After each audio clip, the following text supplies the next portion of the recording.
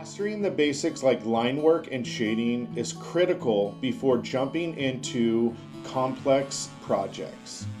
These skills are fundamental, and getting them down will make all of the processes in the future much easier.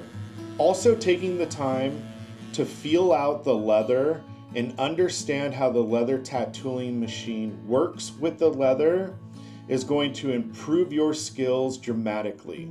These skills are going to improve your confidence when you move on to more detailed projects.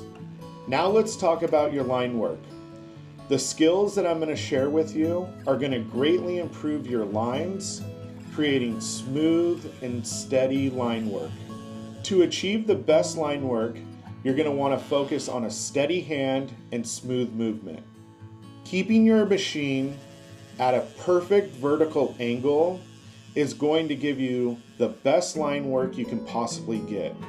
If you hold your machine at an angle, you're going to get a jagged, uneven line. You're going to use the thin liner tip for detailed and fine lines. For this tip, you're going to want to set your voltage to 9.0. This gives you enough speed and throw on your tip to create a nice, smooth, detailed line. To achieve that smooth and detailed line, you're going to want to keep a consistent hand speed, and that is going to give you the best results. The combination of keeping your machine perfectly vertical, a consistent hand speed, and your machine at 9 volts is going to give you the absolute best result. When using your liner tips, you're going to want to either push or pull your lines.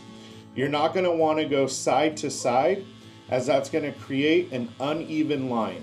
Practicing your line work as well as different shapes like squares and circles are going to greatly improve your overall work and give you a really good outcome on your more complex projects. If your line work is shady, you're probably moving too fast and your machine is not at the proper angle.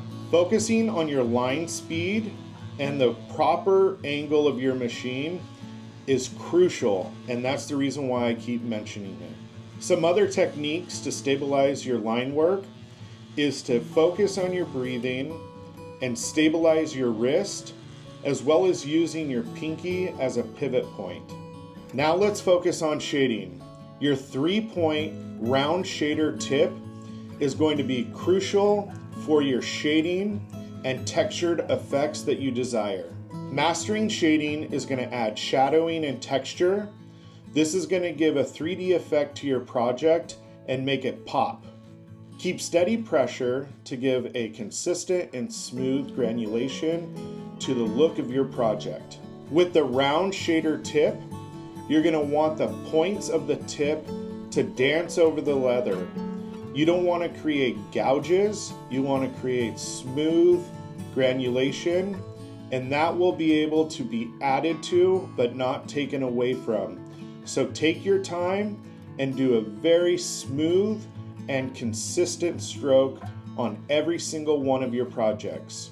These techniques are going to give you a smooth and consistent look that are going to make your project stand out amongst your peers.